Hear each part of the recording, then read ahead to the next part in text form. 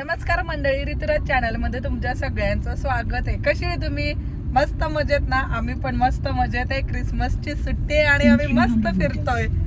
आणि आता आम्ही चाललोय कुठे चाललोय? बिग फूटला. फूट हा, आम्ही आता तिथं चाललोय. तर चला जाऊ आणि बघू तिथं काय आहे ते. हे बघा यांची मस्ती चालू आहे. कुठं चाललंय?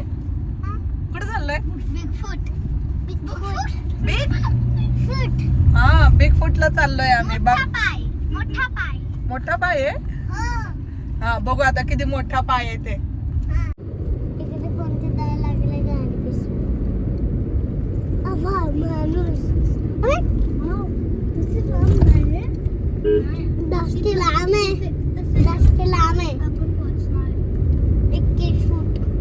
आम्ही पोहोचलो इथं आणि आता बघूया चला आतमध्ये काय आहे, कारण आम्ही पहिल्यांदाच बघतोय. तर बघूया तिथं काय आहे ते. राजवीरची मस्ती.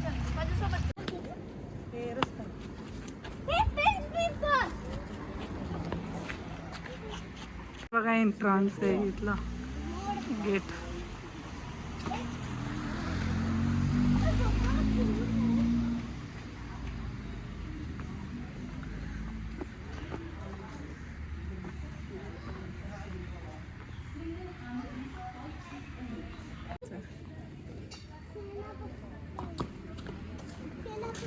काय आहे? सेनापती.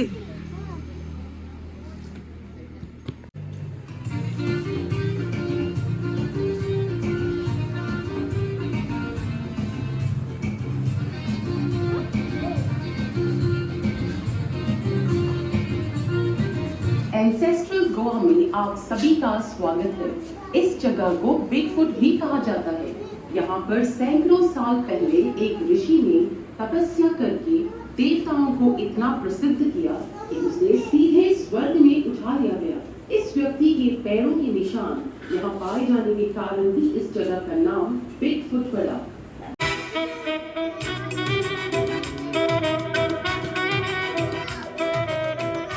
पुराण कथाओं के अनुसार पूरा कोकण प्रदेश समुद्र का भाग हुआ करता था। भगवान विष्णु के छठे अवतार भगवान परशुराम ने सह्याद्री पर्वत उस स्थान तक समुद्र का पानी पीछे हट गया और कोकण सहित गोवा का निर्माण हुआ। इस भूमि के विधाता का सम्मान करने के बाद 7 सीढ़ियां चढ़कर जो यहाँ के मुखदोम या देखभाल करने वाले थे, जमींदारी के कामकाज और खाते लिखने के लिए इन्हें नियुक्त किया जाता था। वर्तमान काल में खाते लिखने का काम अकाउंटेंट का है। कृपया आगे बढ़े। यहाँ पर डीमो अपने प्रदेश में आपका स्वागत कर रहे हैं। डीमो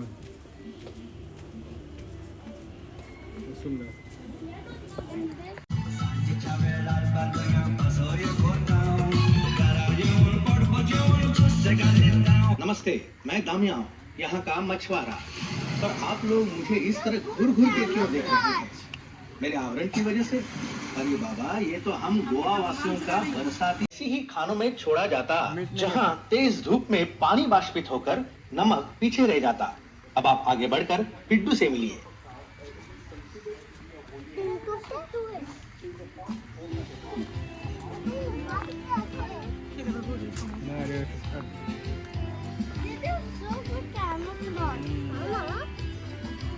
पिड्डू का नमस्कार। मैं गोवा की मच्छी बेचने वाली हूँ। मैं घर घर जाकर मच्छी बेचती हूँ। मेरे कपड़ों से मुझे आसानी से पहचाना जाता है। विशिष्ट खुले हुए आस्तीन का ब्लाउज और स्पष्ट आकृति की फैली हुई स्कर्ट। ये भाग उस जमाने के कुछ घरों और व्यवसायों को दर्शाएगा जो समुद्र तट के पास होते थे। पीछे देखिए, नारियल छिलने वाले काम पे लगे हैं। इस आसान से उपकरण को कुबड़ा कहते हैं, जिस पर छिलकर नारियल को मंडी में बेचते थे। नारियल की जटा से धागे और डोर बनाकर उसकी अलग अलग वस्तुएं बनाई जाती थी, जैसे कि चटाई वगैरह। यहाँ अलमारी में कुछ उपकरण और औजार रखे गए हैं जिनका उपयोग नदी तट पर होती थी। जोरदार हवाओं को झेलकर भी खड़ी रहने वाली ये मजबूत झोपड़ी पूरी तरह नारियल के वृक्ष से मिलने वाली चीजों से ही बनी है। मछुआरों का सारा कामकाज इसी झोपड़ी में होता था। देखिए, उनके द्वारा इस्तेमाल होने वाले उपकरण जैसे नाव की दान, लंगर और जालों को सीने के लिए इस्तेमाल होने वाली खास लकड़ी की सुई। मछुआरों के संरक्षक संत अंथनी की तस्वीर प्रधान रूप से झोपड़ी में प्रदर्शित है। संत अंथनी की देवाराधना करने के बाद ही मछुआरे समुद्र में प्रवेश करने का साहस करते थे। कृपया कुछ जो कपड़े वो पहनते हैं वो बालकनी में लटकाए हुए हैं। महिलाओं का कापड़ और पुरुषों की काष्टी। एक ही आकृति में पाया जाने वाला ये कापड़ 3 रंगों में पाया जाता है। जुआओं की पत्नी कातरीन लाल रंग का कापड़ पहनकर बालकाओं में बैठी चावल चुन रही है। गोवा में किसान संतुष्ट रहता था। उसके होठों पे गीत और दिल में उमंग उठती रहती। इसे वो गानों से अभिव्यक्त करता था। उसके गानों को संगत देता घुमट, एक प्रकार का तबला जिसे मिट्टी के मटके के एक भाग को चमड़ी से ढककर बनाया जाता था। घुमट का इस्तेमाल हर धर्म और जाति के उत्सवों में होता है। ऊपर आपकी बाई ओर सॉडी टेपर मार्टिन है, जो नारियल के पेड़ पर चढ़कर उसका अर्थ निकालता है। कुठे हो? कुठे ते? नाही, नारळावर चढलेला। फल दिन में 2 बार इकट्ठा करते और औरतें काजू को फल से अलग करती। आदमी उन्हें अपने पैरों के नीचे कुचलकर रस मटकों में भरते। किण्वित रस को एक बड़े मटके में डालकर उबाला जाता है और उससे उठने वाली वाष्प को छोटे मटके में संयमित किया जाता है। इस मटके को पानी डालकर ठंडा किया जाता है, तब जाके पहला सारभूत उराक बनता है, जो एक हल्की शराब है। इसे खासकर गर्मी के महीनों में पिया जाता है। उराक को एक बार फिर जब और किण्वित रस से मिलाकर उबालते हैं, तब जो दूसरा सारभूत होता है उसे काजू फेरी कहते हैं। यह काफी तेज शराब होती है। काजू के बीज को सेंक कर फोड़ते हैं और अंदर का तत्व निकालते हैं, जैसे कि ये हरी साड़ी वाली महिला कर रही है। जो कवच बचते हैं उनसे तेल निचोड़ा जाता है। इस तेल को लगाकर नावों को जल रोधक बनाया जाता था। याच्यावर बसून आम्ही फोटो काढतोय, याच्यावर बसू शकतोय।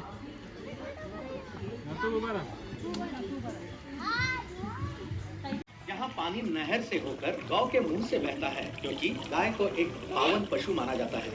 ये झरना गांव वालों की जरूरतों को पूरा करता था।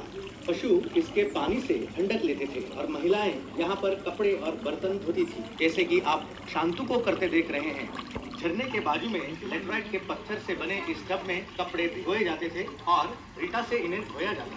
चलिए आगे बढ़कर नंदू से मिलते हैं, जो इस गांव का कुम्हार है। नंदू कुठे आहे?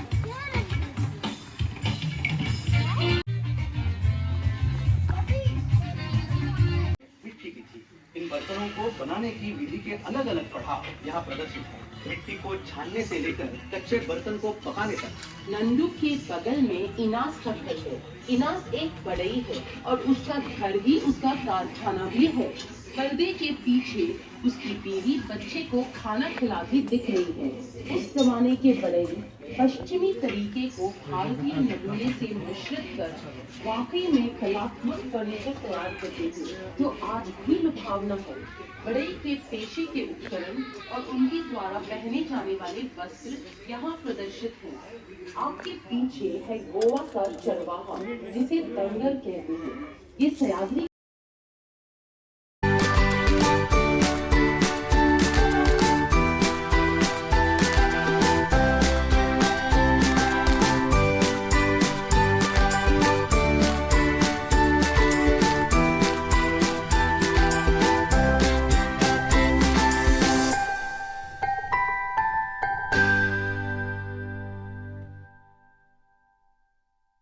दिखा रहा है। क्या आप जानते हैं, गोवा के एक पिछले जमाने में एक औरत की जिंदगी के अलग अलग रंगीन चूड़ियां नवयुवक लड़कियों के लिए, खास आकार और रंग की चूड़ियां मंगनी हुई लड़कियों के लिए, हरी चूड़ियां गर्भवती महिलाओं के लिए और काली चूड़ियां कुछ। चने बेचने वाला है।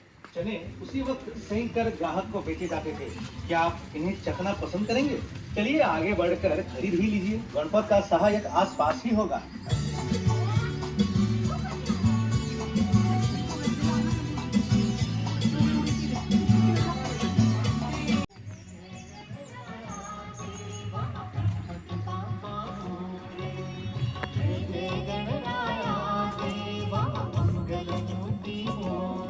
गौर कीजिए, पतन से समुद्र का अमृत प्राप्त कर भगवान राक्षसों से युद्ध में अजय हुए। इसी दौरान भगवान विष्णु ने वराह अवतार लिया। रुआ आना मोरी तो पेड़ की छाव में या टीटों के अंदर बैठकर आदमियों के बाल और दाढ़ी बनाता था। गोवा में हजाम की एक और बहुत ही जरूरी भूमिका होती थी, शादी के जोड़े बनाने की और कई बार कहानियां सुनाने की भी। आगे बढ़े के साथ बालकनी में बैठकर अपने बागीचे के नजारे का आनंद उठा रहे हैं। हमारे वस्त्र विभिन्न संस्कृतियों का मेल मिलाप है, जहाँ पुर्तगालियों के उपनिवेश हुआ करते थे। हमारे बालों की शैली जापानी है, कुर्ता चीनी ट्यूनिक या चुस्त जॅकेट का आशोधन है। हे बघा, असं तुम्ही खेळला का? आम्ही लहान असताना केले शंभू, आहे ना म्हणू? म्हणू कुठे चढलीस तू? छान आहे हा इथलं,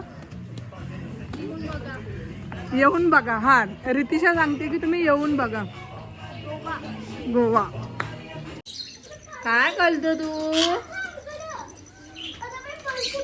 वा, कलर खूप मस्त आहेत. अगं असं होतं, पण यांचा ना आवाज खूप किरकिरी आहे, असा क्रश एकदम. सुंदर आहे. हा हा, वाव, हे किती छान आहे.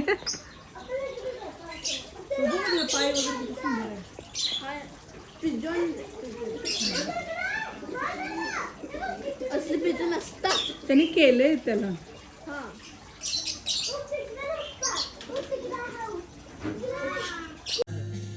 मीरा के माथे की बिंदी, बाहों में बाजूबन, बालों में गजरा, हाथों में कंगन, ये बातें उसका भारतीयत्व अधोरेखित करती है। उसके बालों में सोने आम्ही बघतोय सगळं आणि तुम्हालाही दाखवतोय. आता गार्डन मध्ये चाललोय. छोटसच आहे यांचं गार्डन, तुम्हाला दाखवते काय आहे इथं ते.